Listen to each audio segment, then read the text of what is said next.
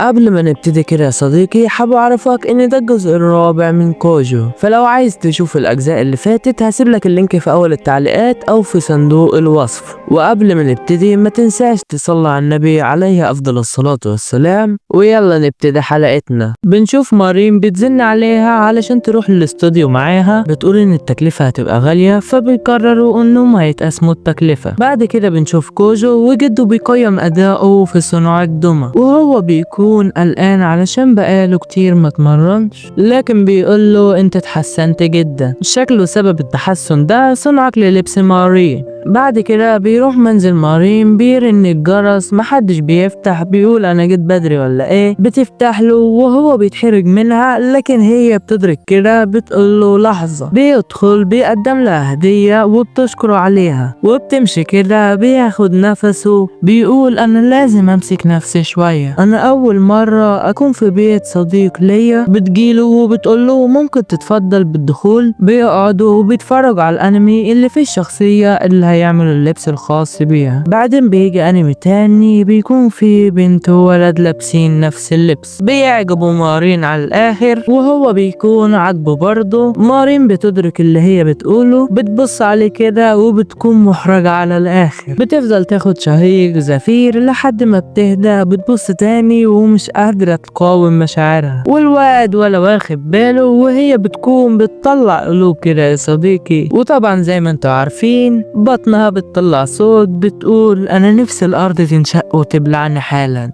بيقولها اروح اشتري لك حاجه تاكليها، بتقوله انا هحضر الاكل. بيكون سعيد انه هياكل اكل منزلي، لكن بيفتكر طريقتها في التحضير. بيقولها هقوم انا اعمل، بتقوله ابدا انت كنت بتطبخ طول الوقت، سيبني اطبخ انا. بتروح وبتلبس اللبس بتاع المطبخ، بتقول انا هعمل ايه. بيجي في دماغها ماي لاف، بتقول هو ايه اللي انا فيه ده، انا كل ما افتكره وشي يحمر. بتقطع البصل ولكن بيحرق عينيها، لما تنفع تكون ست بيت دي. شكلك ما تعرفيش الامهات، ده انا بشوف امهات بتغطس ايديها في الزيت علشان تشوف سخنه ولا لا. بهزر معاك يا صديقي. بتدوق طبخها بتتصدم، بتقول يا ديليشيوس، يعني لذيذ. ايوه يا صديقي احنا مثقفين برضو. بتقدم الاكل وكاتبه بالكاتشاب سوري. بيقول لها شكرا على الطبخ، بتقول له العفو. لسه بتحكي له على حالها في الطبخ، لكن هو بياكل وبيقول لها تسلم ايدك. والبت بتفرح جامد، بتقوله اما اكل انا كمان. بعد كده بيكمل الانمي بتاعهم وكوجو بيكون متأثر جدا بالمشهد. بيكون بيكلم تام، بتقوله هو ده رسمك، وبتكون مبهورة من كمية التفاصيل بتاعته في الرسم. بيقولها انا شاهدت شوية صور ليكي ولقيت ان عينيكي مختلفة تماما في كل الصور. بتعرفوا ان في لزق معمول علشان كده، بتوريه الطريقة اللي بيتم بيها وممكن يغير كمان من ملامح الوجه. بتقول له كده باستغراب هو انت ومارين مش عارفين كده؟ بيقول لها لا، علشان دي اول تجربة ليا في الكوسبلاي. بتقول علشان كده مارين بتاخد الصور بكاميرا تليفون عادي. بتقول له احنا هناخد بعد كده الصور بكاميرا. بتحكي له ان اختها الصغرى هي اللي بتصورها. بيقول لها بس هي شاطرة في كده. بيقول لها ممكن نعمل مقابلة احنا واختك. بتقول له ماشي، هحجز في اقرب مطعم. بيقفل من هنا، لسه هيرن على مارين، واذ مارين بترن وبتقول له انا جايه معاك. صاحبتها بتقول لها يلا علشان ناكل. بتقول لها روح انت. بتقعد تتخيل فيها، بتقول شكلها هيبقى ظريف زي اختها،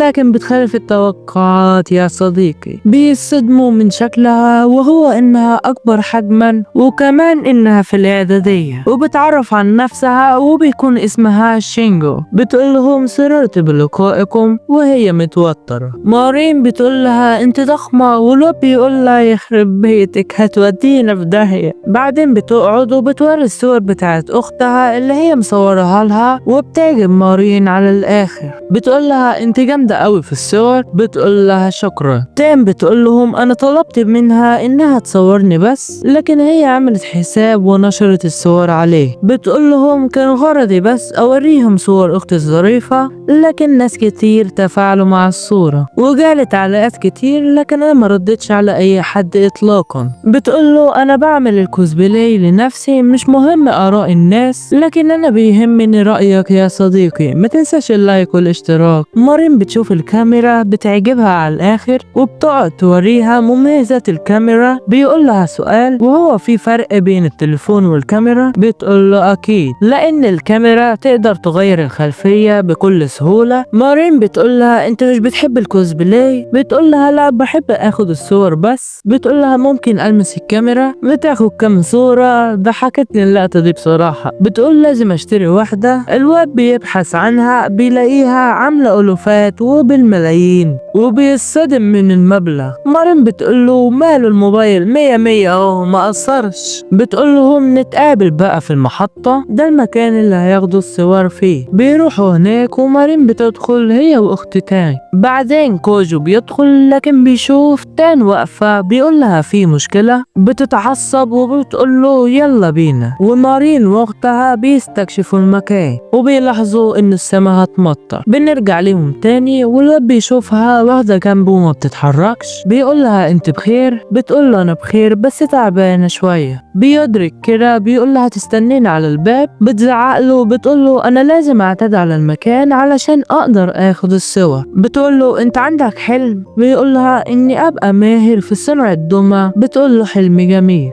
اما حلمي فكنت عايزة اكون فتاة سحرية وحطيت الهدف ده انفذه لما اكبر. ولما كنت في الاعدادية لقيت ان اللبس بيتباع فاشتريته فورا، ولكن ما كانش مناسب عليا، لكن فرحت جدا ان خدت التجربة الاولى. بيقول لها ليه طلبتي اني اصنع لبس الكوسبلاي بالاهمية دي ليكي، وان في ناس احسن مني في العمل ده، ليه انا بالذات اخترتيني؟ بتقوله انا لما شفت لبس مارين حسيت بالغيرة الشديدة بتاعت البنات دي يا صديقي، عارفها؟ وبتقوله انا قررت في وقتها ان انت لازم اللي تعمل اللبس ده. بتقوله انا ممكن ما كنتش وضحت الامر لكن انا حسيت بالغيرة الشديدة، وهي اكنها الحب من اول نظرة، لكن الغيرة بتكون على الاشياء اللي احنا مهتمين بيها. بنرجع بالزمن وجده بيقوله ايه رأيك في شغل جدك؟ طبعا هو بيكون مبهور. بيقوله الأجمل في العالم. جده بيضحك عليه. بيقوله من بين كل المحلات بنعمل المستحيل علشان نلفت أنظار الزبائن. بيقوله يعني إيه؟ بيقوله أنا مش هعرف أوضح لك، لكن جوهر إنك تعيش شخص في حب شيء من أول نظرة. بنلاقيه بيعيط والبت بتتصدم. الواد بيقرب عليها، هو قلب زومبي ده ولا ايه؟ بيمسك ايديها بيقول لها شكرا جزيلا. بيقول لها انا عرفت ليه جدي كان سعيد كده. والبت مش فاهمة حاجة اطلاقا. بنعرف ان اول مرة ولد يمسك ايديها بيغمى عليها، بيقعد يصوت وهو مفزوع عليها. بعد كده بنشوفهم وهم في المدرسة. مارين بتقوله يلا نروح الشاطئ. الواد سكت كده. بيروحوا. بتقوله لسه ما جاش موسم السباحة. بيهدى كده بيقولها انت هتاخدي صور صح؟ بتقوله مش كده بس احنا خلصنا امتحانات صح؟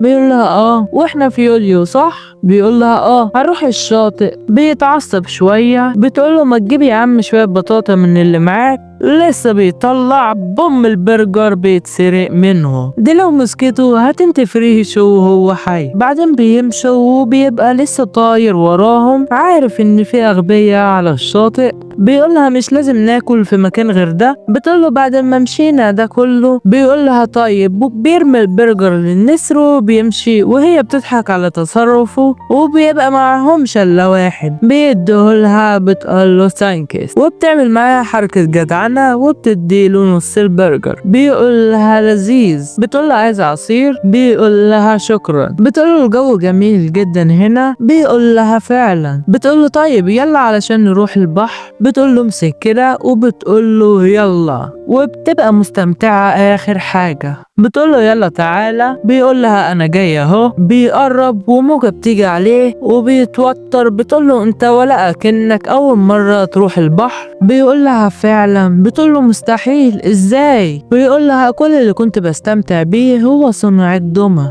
وعمل رسم الوجوه للدمى. ما فكرتش في حاجة تاني. بيقولها الشاطئ جميل جدا. بتبص عليه بتقوله احنا هنروح كافة الأماكن في العالم، موسم الصيف قرب هنخرج حتى لو احنا الاتنين فقط. بيقولها انت متأكدة؟ انا هكون سعيد جدا. بتتوتر بتقوله انا هروح اشرب. بتقول انا قلت احنا الاتنين، ايه الاحراج اللي انا فيه ده؟